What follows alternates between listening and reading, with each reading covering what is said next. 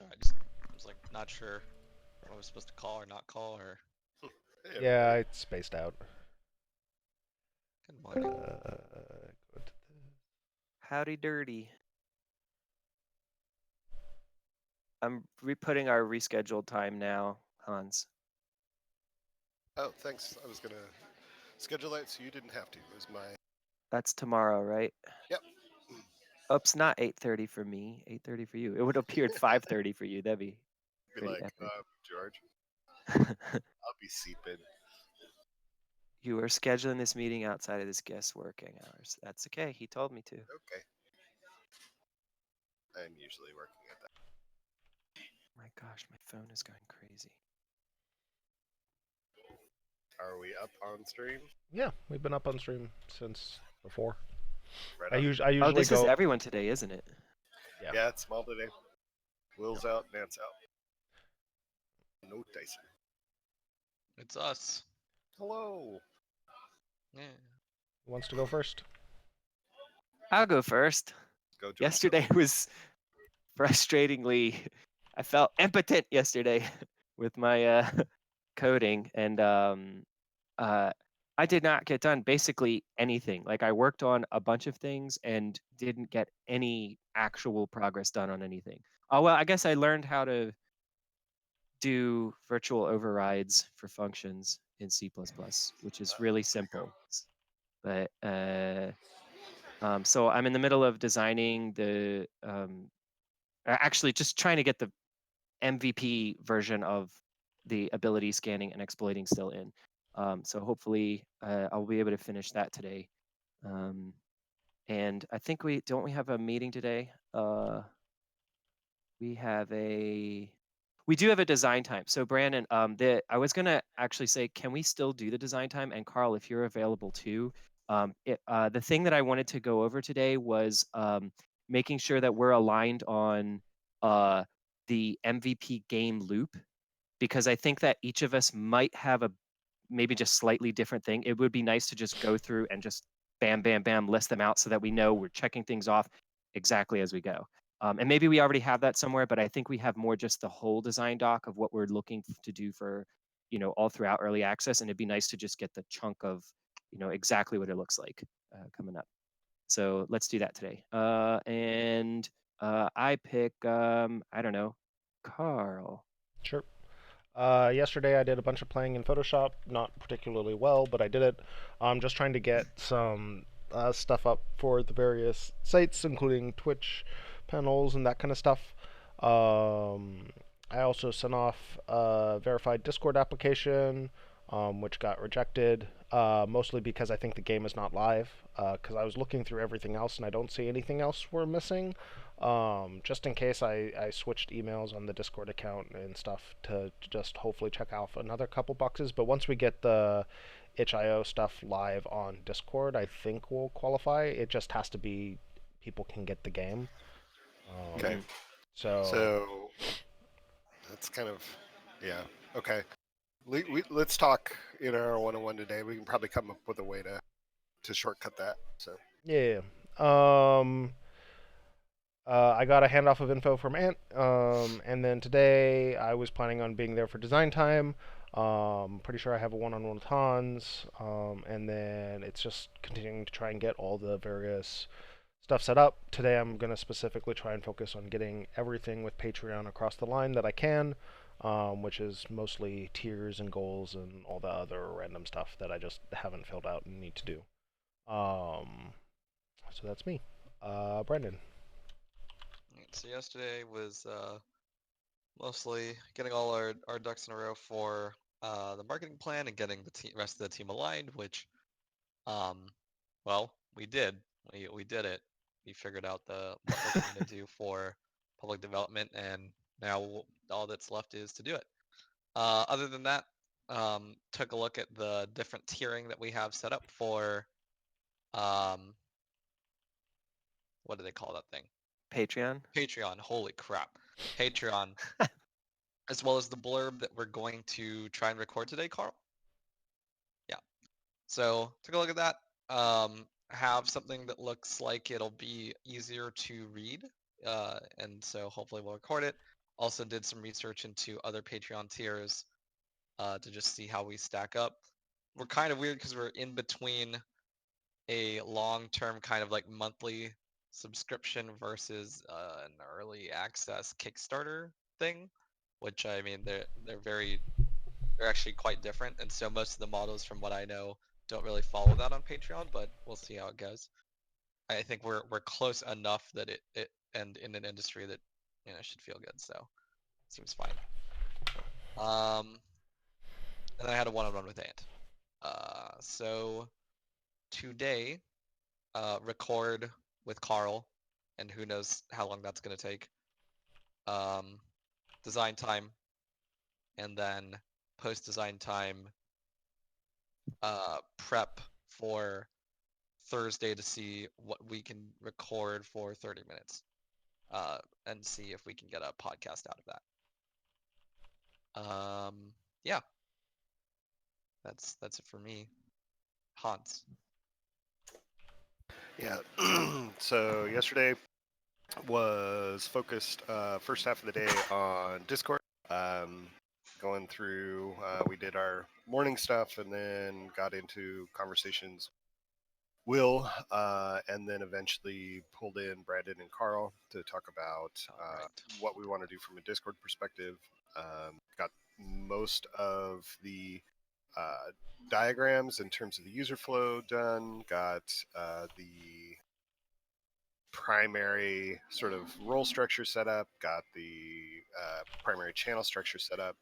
And then talked through some of the bot and sort of key access strategy stuff with Will. So I updated the Discord ticket with a checklist of all the different bits and pieces that we identified yesterday that need to be done. So updated those. And then in the afternoon, shifted into privacy policy land. Got through the first half of the privacy policy. Today, I'm going to continue grinding on that probably this morning.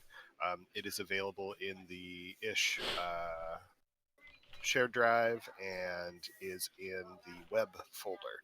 I am currently kind of going through and trying to figure out what our timings will be as well, so that if we're going to do this, maybe we should probably do our terms and conditions as well at the same time. But if so, they'll be pretty light because we don't have a ton from a service perspective right now. So, but it might be good to send them both through the lawyer at the same time. Definitely going to try and get through the rest of the privacy policy today. I may take a stab at the terms and conditions. And then as part of that, try and boil some of that stuff down into the server rules for Discord. So I think today is going to be pretty much a writing day all day. And I have a one-on-one with Carl where we'll probably talk about some of this stuff. So yeah, that's my day. Cool. What Will said he had was yesterday he had lots of meetings. He got in metal and gas resources, and then he worked towards getting installation upgrade and expansion costs in, but it was not successful because he did it wrong. I don't know what that means. Today he's finishing installation upgrades and expansion costs. He's going to work on Discord bot setup, and if he can make it, he's going to try to get unlimited use ability work. And then Anthony is yesterday, whatever. Did he say when he's going to be coming back to work? Is he just missing stand up and then Yeah, I back think later? so. Yeah, I think he's going to be back early. It was sometime this morning before lunch. Okay, maybe I'll pair with him on the ability stuff because I bet That's we can probably a good finish it idea. together faster. Yep. Um, You make a good team. basically, he just does all the code and I watch. That's why we're good. And then if he has any questions, I can answer them. I usually hear from him that he just rubber ducks for you. So. All right. Does anybody have anything they'd like to share today? Fortunately, no. I could read the privacy policy to you guys. It'd be really. I'd love to go to sleep. Thanks. Do you want us to read Actually, the Patreon blurb that we're gonna try to record, even though Yeah, we're inevitably going to change it and that repeat it sounds over more time. exciting than the privacy policy. All right. Yikes. I think this is gonna be the first time that we've verbally spoken it. I've read it to myself better. in person, but Do it. not to other people. Speakiness. Oh, whoops! I forgot Carl, to do turn you the want to do it, or do stream you on. want me to do it? Oh, did you edit the text to be more readable? Or Yeah, I made some just quick edits to make it sound a little bit more like a person speaking. so in the so in this area. Yeah, it's that. Yep. It should so it was a lot of really minor things like more contractions, less. What is it when you separate a contraction? Oh shit! Words.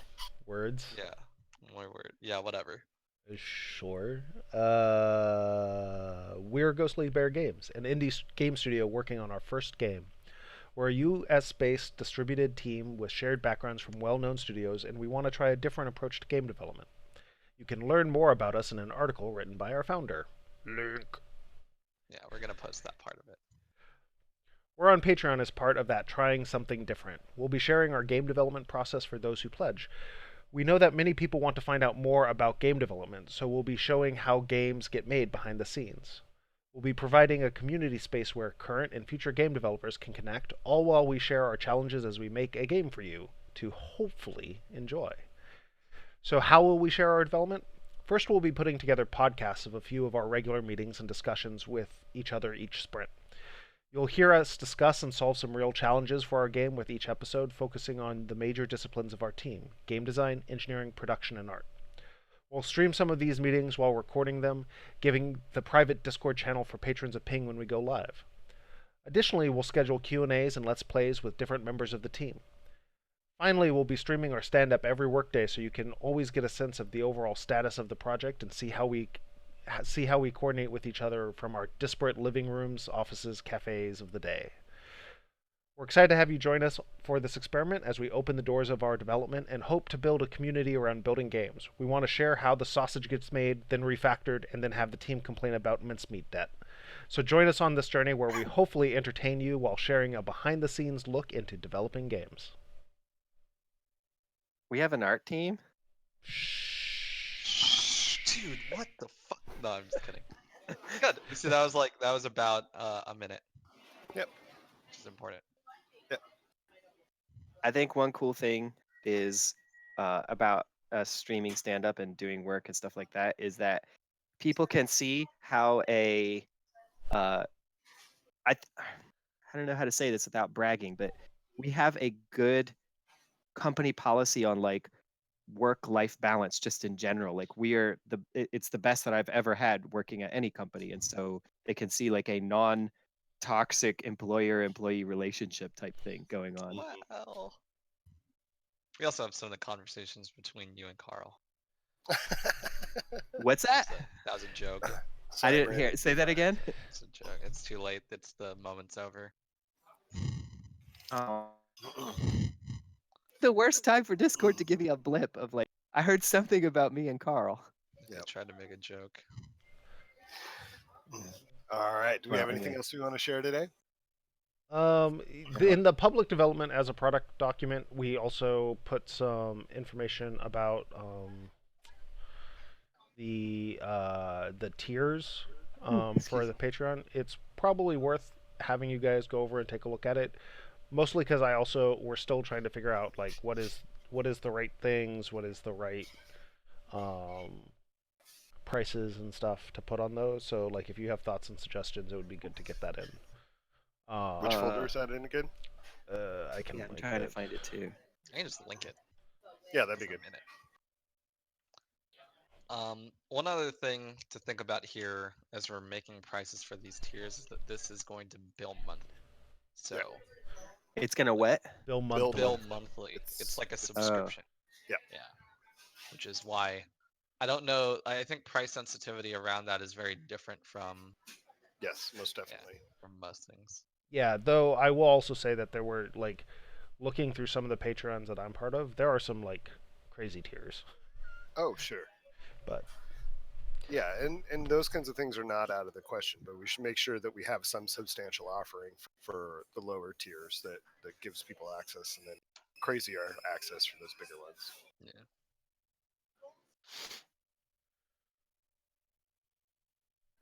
All right, cool. I'll go through this today. Yeah, like this is the group that I'm friends with and I messaged, but um, they're pretty busy right now. I'm gonna go get a pizza before I forgot I had an appointment at 2 here. Actually, I'm not leaving.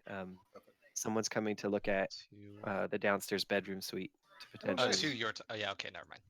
I Yeah. was gonna say like, don't we have design time at 2? Nice. So I'm gonna run and get pizza. I hope he's cool. We'll find out. I'm gonna have a new roommate, and it's the funny thing is I'm gonna be leaving before any of them move in, and I'll be gone for like 3 months. Yeah. Sounds like house party time. I mean, No, I don't think any of them are gonna have. Well, I still have one that's living here. I think he would prevent it. it's just in on it. By the way, Brandon, your mic is messed up. Yeah, that's what I was saying. Okay, I'm gonna go. Bye. Okay, bye. It's like, how do I explain it? It's like crackly. Is it better now? Maybe. Is it better at all? Or Yeah, is it just... yeah. It's better. Your mic is still pretty far away from your mouth, though. So I think that there you go. Even better. Perfect. That would be so disgusting with that, actually. Okay. Much better. Better. Yeah. Brandon, when do we want to get together and do the things? Do the things. Well, do you have a tripod for phones? Yes. Okay. Can you bring that? Yes. Okay, cool. I have a surprising amount of camera stuff for phones. I don't know if it's surprising.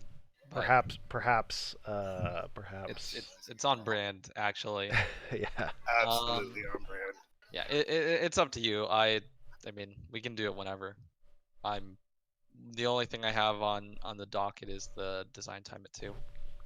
And I guess I would like to eat food at some point. No, not allowed. And we can talk anytime. So if you guys want to try and do it earlier, we can talk later in the afternoon too. That's no, fine, I'm having allergy attacks this morning, so my eyes are super fucked. So I'd like to give it a little time to reset, so that you don't sound, because that'll pick up on anything we record. Yep. So, all right. Well, get a nutty pot. All right, I will leave you two to it then. Okay. Come on, Brandon, do a neti pot live. Come on. Oh, gross. I told Carl to get a neti pot. I don't need a neti pot. I'm fine. Hey now. Are you fine? Are you? All right. Okay. Bye. Goodbye. Hi, Hans. Hi, Carl. There's a someone. It's a Will. There's a Will. I made it. You made it. What's up, man? Where is everyone else? Let's see. George went to get a pizza. Brandon went to go be Brandon, and we were just wrapping. I don't know.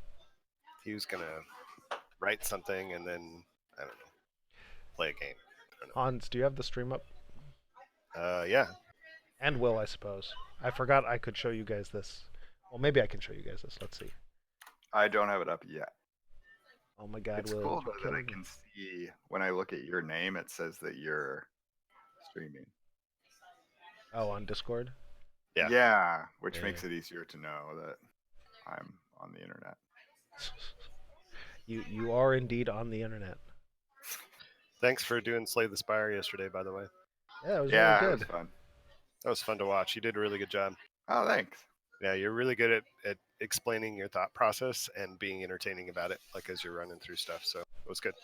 I like that game. Okay, so you're watching the stream? Yep. Mm-hmm. Let's see if this test works.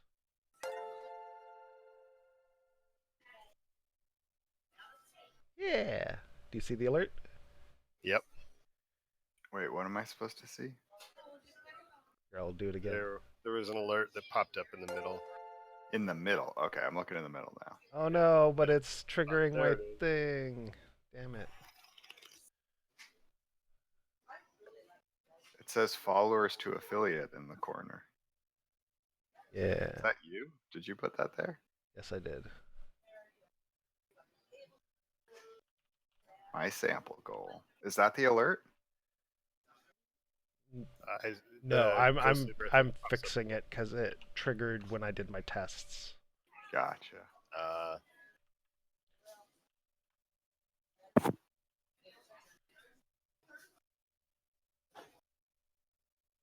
all sorts of docs in here. I'll open these docs. What the? 50, 38. There we go. Public development as product. Oh, these are the same doc. I guess you guys both just shared at the same time or something. Yeah, we were both trying to share. Which link is better? There we go. And Brandon. Oh, I missed it. No, I was just fixing the followers to affiliate thing at the bottom. Oh. And Brandon shared an X-Wing podcast. Sounds right. Yeah, he was sharing it because of he wanted us to look through the Patreon tiers that are in the document that was linked, and this is an X-Wing podcast that he follows that does a Patreon, and he was talking with them a lot about their tiers and levels and stuff. Oh, cool. Moon bears? Oh, this is great. Yeah, so it was based on the artwork that Tyson did.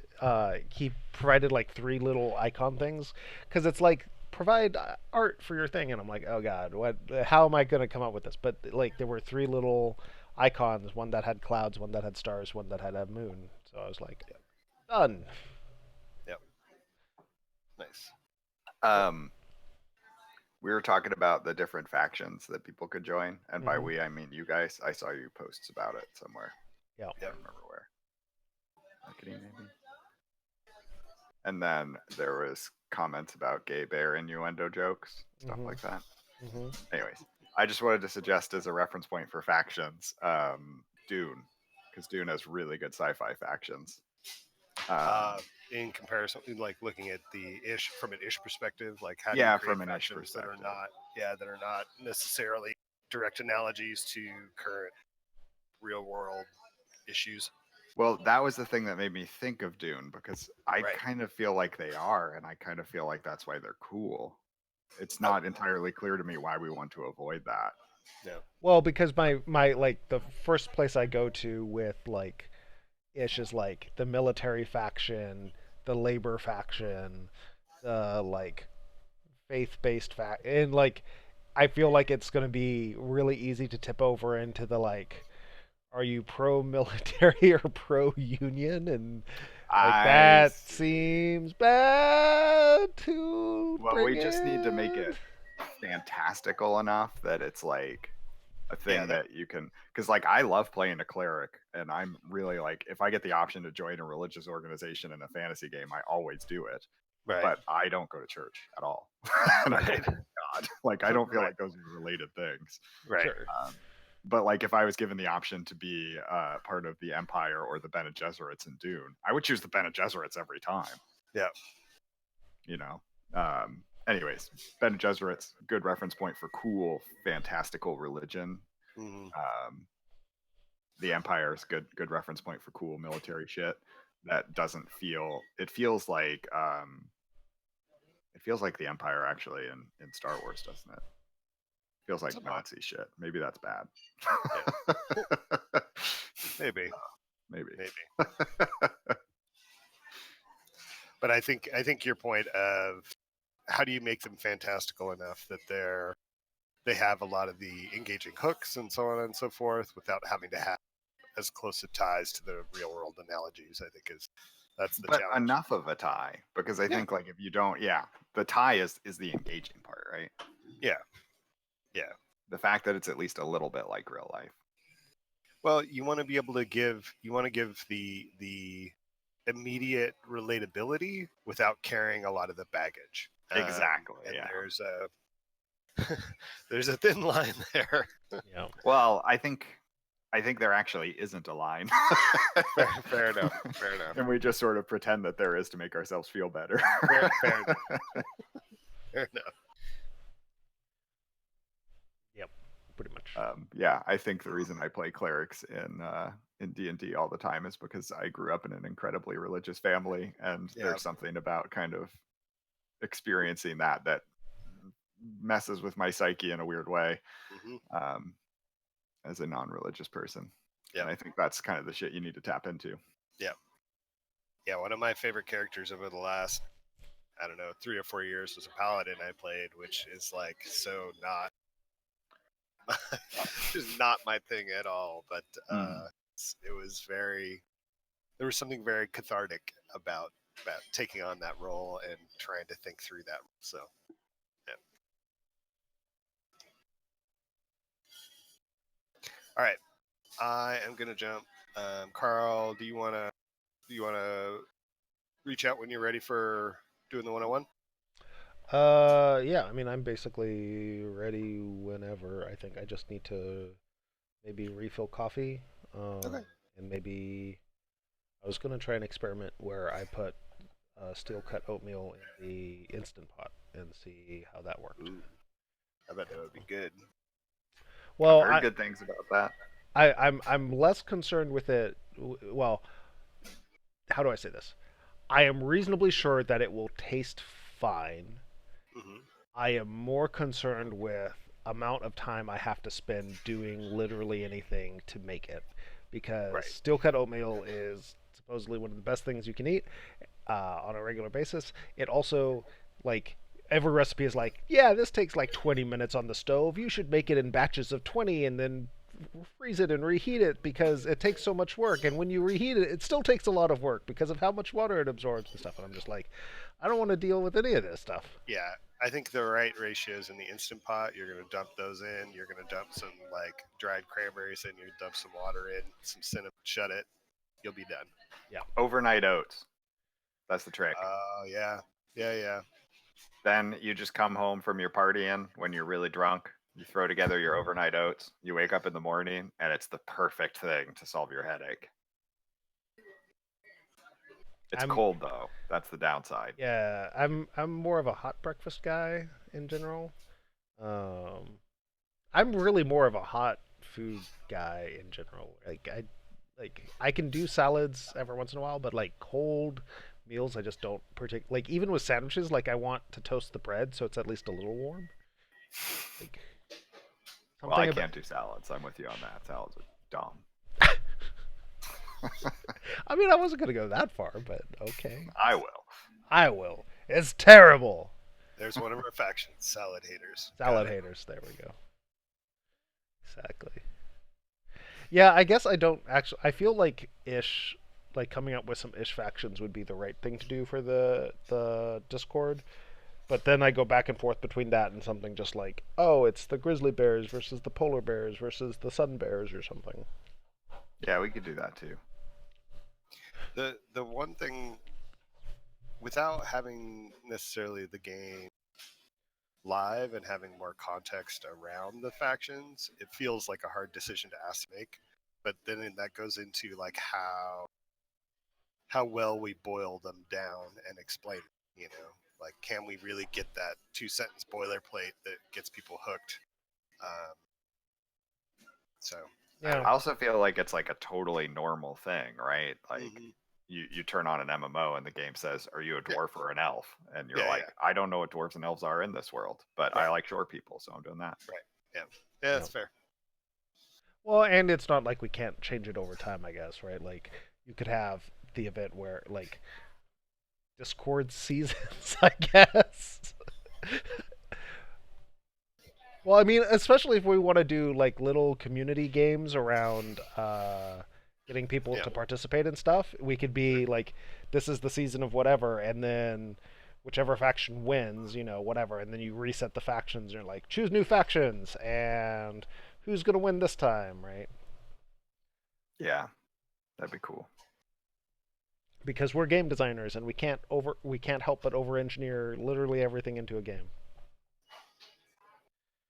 Except for Hans, who just thinks about operationalizing it and cries. I do like that idea. That the thing that Ant brings up a lot, I can't remember his name, but the guy who does the Stars Without Numbers stream, where he has Discord channel where each of the factions in his game, in his Starts Without Number game, are represented by like hundreds of people, like real people who go into the channels that are their faction and then come up with what that faction is doing during that session. And then it becomes part of the background. I mean, I don't know if there's something we could do like that, but that idea sounds really compelling. If there's a way that we could work in like events that like a faction in Discord gets to write and they're added for like the next month or something. I mean, I think long term doing some of that, especially as we get into the faction release, like having people divide into factions and then those channels can help come up with events and we can, you know, cull some of those and put them in the game, right? Like, because some of the idea of the Patreon stuff is to like do surveys and polls and stuff to have people add stuff to the game. So yeah, and get that emotional investment in it. Well, and like we're also making a proc gen game, which means we have to have a lot of things. And while I enjoy coming up with things, having more people come up with more things feels like winning. It's just good use of time. It is. Well, theoretically. I don't always feel like it will be, but we'll see. Engaged users are good users. It's true. Cool. We've stretched this to half an hour, which was really my only goal. So one thing on that, do we really feel like we'll potentially source content out of the Discord conversation? Yes. I think it would be really cool if we could figure out how to do it. I think it would be very cool, but I do think that we need to call out very, very clearly in our privacy policy and our terms of service that if you are producing content within the Discord, that it could be used by it could be used by us in game, and that you are forfeiting your rights to that. So what I would say, I mean, there's some of that we probably should have anyway, just in case someone is like, I have a great idea for what you should do, and then it's like, yeah, but and there'll be some generic protections in the terms of use, yeah, but what I would say is I actually think that it shouldn't be we could cull stuff at any time. Also as a sort of restriction on us, it should be like we put up a specific thing. Yeah. And if you respond to that call of action, then we can use it, right? And we credit you, right? But otherwise, like if you're just like I have a random idea, like it's one of the like I totally get what you're saying, but if it's like a group writing exercise and, you know, so there's say a channel that the Mentat faction is in and talking about, hey, how do we make math fun? And they come up with a great math fact and they put it in there and there's 20 people that contribute to it, ensuring that we collect all 20 of those people to put them in the credits, and that they're represented well. There will be lots of challenges around that unless we get some pretty good generic language that secures that. I think from an intentions point of view, you know, we can put in, you know, we'll make best effort to apply credits where appropriate and so on and so forth. But we have to be careful about creating hard expectations around that.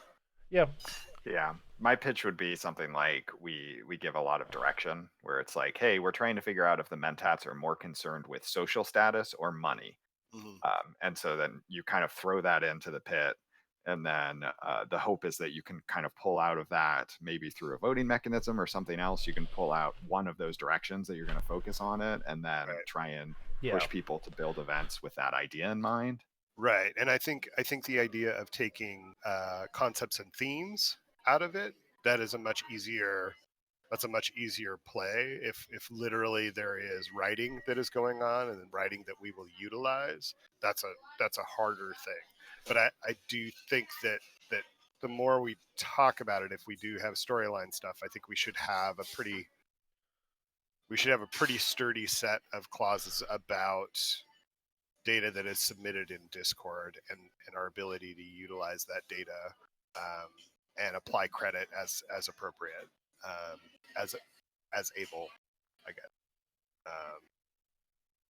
Let me think about that a little bit.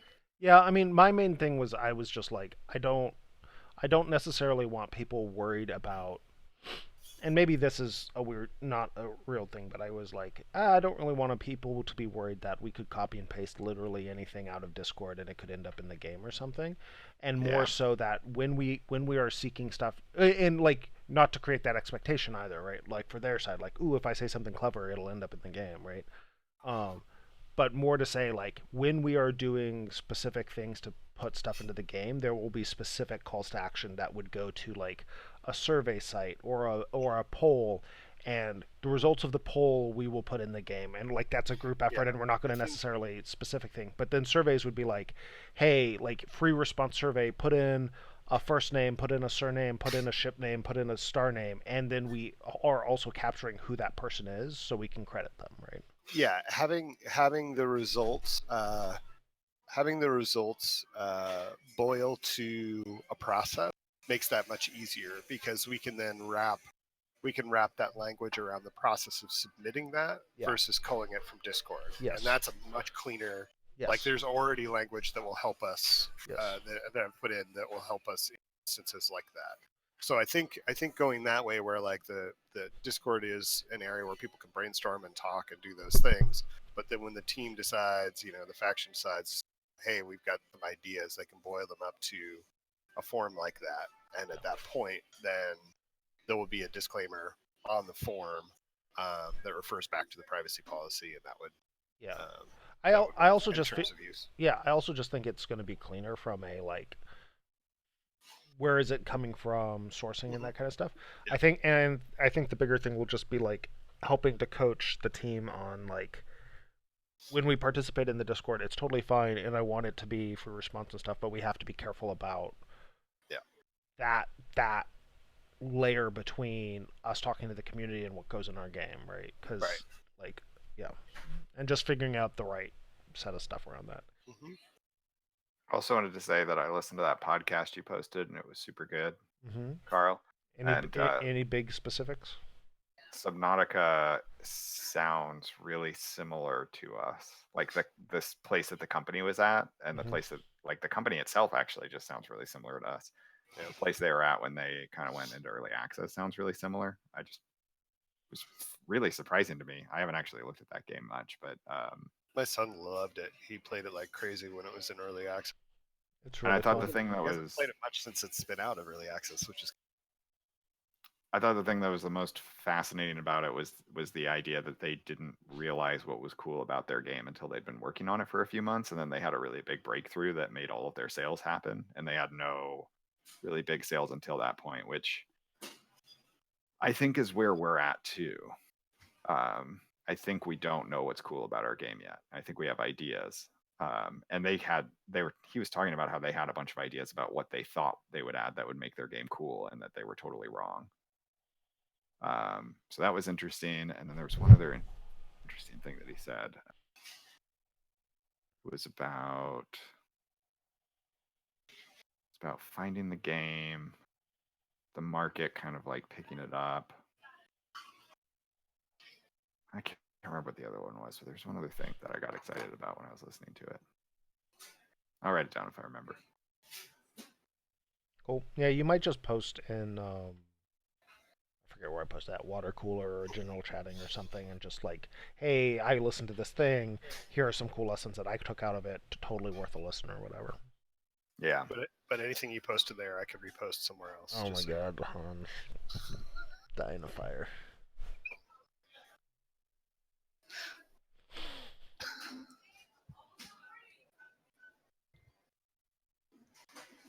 Oh, I was thinking about how the secrets in our game are going to be really cool. When I was listening to him talk about how cool the secrets were in Subnautica, and how I think it was the thing that he said that I thought was super fascinating was about how as they were building the game, they figured out how to make the first hour interesting, and then they figured out how to make the first 15 hours interesting, and then they hit that cliff where they had to figure out how to make past 15 hours interesting. And I think the kind of secrets and stuff being sort of their key to that. And I think we're going to be in the same boat, because I think that's true in a lot of roguelikes. Is like, the roguelikes that are interesting after the 20-hour mark or something have secrets. You know, in the case of like whatchamacallit, Slay the Spire, it's like beating the heart. You know, like you don't know about the heart until you've beaten the game 3 times. You probably don't beat the game 3 times until you played 15 hours. But then you kind of get a little hint about the heart, and you play through again. You're like, what's all this shiny shit? And that's what like triggers your next, run through. And then after that, Thanks you have for the spoiling ascension it for level. me, Will. Say it again. Thanks for spoiling it for me, Will. Oh, I'm sorry. I'm just joking. I've already heard you guys talking about that, but I have not beat the game At all. I know I've only beaten the game once. So Oh, okay. Yeah, I've beaten a few runs. I hadn't figured out the bit with the heart yet. So, but I think I was playing early enough where maybe that wasn't even in yet. I don't know. Yeah, I don't think the heart was out until release. I played a bunch before it came out as well. But I just started playing it again, which is fun. Yep. Because of Will. What, because of me? Oh, you started playing it again because of Will? No, just because we talk about it a lot. I want to play that again. Yeah. So I am waiting. I've been holding back. I've been waiting for Oxygen Not Included to drop its 1.0. Oh, yeah. And they've been doing all these patches in the test branch, which I could go and download because they gave everyone access to the test branch. They gave everyone access on early access to the nightlies, basically, when they're in a release cycle or whatever. Or they do releases every day is probably the more appropriate way to say that. Right. But I'm like, no, I don't want to. I want to wait until it's 1.0 and I want to play it as the release patch. But I'm like, because I like quit kind of cold turkey because like it started coming out and I had all these ideas, but I'm like, ooh, but all this new stuff seems really cool, so I want to like. I've been waiting for it. It's supposed to come in July. I'm just like, So I haven't played it at all. I'm waiting for the main release. I like it a lot. It's super good. It's the Dwarf Fortress in space, right? Yes, basically. That's very compelling. Yes, it is. It takes a little bit to get into it. I think, or at least I went through this pass where like I could tell I was so obviously unoptimized that I was frustrated. I kept restarting. But then at some point, like some stuff started to click, and I was like, oh. It actually reminds me a lot of my cycle with Dark Souls, where like I was playing the game and stuff wasn't really clicking, and then I started watching the videos, and I'm like, oh, that's how you optimize. Okay, and not that, and like the first run after I like optimized exactly how they optimized, but through that process I was like, oh, I get it. I get how you can do this in different ways, and then I sort of got that whole loop going down. Yeah. That's cool. So that's one of the things I really liked about Bloodborne, is that I think it forced you into understanding that. You didn't even have to watch anything. I think it forces you because of the way they swapped out the weapons and the way the play styles of the weapons forced you down different paths. Mm-hmm. I felt it really drove me into thinking about how I was playing, that I didn't get that experience in Dark Souls. I actually did have to watch some streams and go, okay. Did you say Blood Bowl? Bloodborne. Born. Gotcha. Yeah, Bloodborne, not Blood Bowl. In Blood Bowl, yes, my vampire sports game. Oh please, like you don't play the orcs. I don't play Blood Bowl. But if you did play Blood Bowl, you would play the orcs. No, I would play vampire counts. Lies. Is there a Skaven Bloodborne group? Mm-hmm. Probably. Yep, there is. You're right. Tavish would play the orcs. Yes, he would. I'd have to set him on fire. But I can't bring myself to play football in any faction, so. Whoa, I see Ant in this. In what? I thought he wasn't going to have internet. In the stream? No, today he's just picking stuff up and, like, dropping stuff off. Yep. Yeah. Oh, he hasn't left yet. Yeah. Hasn't hit the road. No. But today is, like, get everything set up and good to go, and then get stuff into, he's going and staying with his in-laws tonight in preparation to leave, I assume, obscenely early tomorrow morning. But All right, we're at 45 minutes. We should wrap this. Bye, guys. I'm watching you while I pack the food in the rest of my bags. Hey, Ant, while you're listening, George mentioned doing design time today about just making sure we're all in alignment about the current definition of exactly what the MVP game mechanics are. I'm pretty sure that's in the vision document because I remember you writing that section. But if you get 5 minutes, you may just double check that your notes are in there. If you don't have them, because we're going to be going over that today. Cool.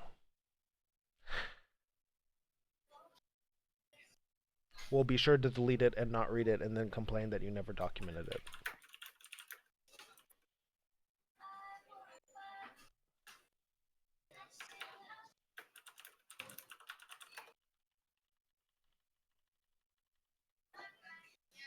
Yeah, I told him not to die, but if he did die, get killed by bears, so it's on brand. That would be on brand.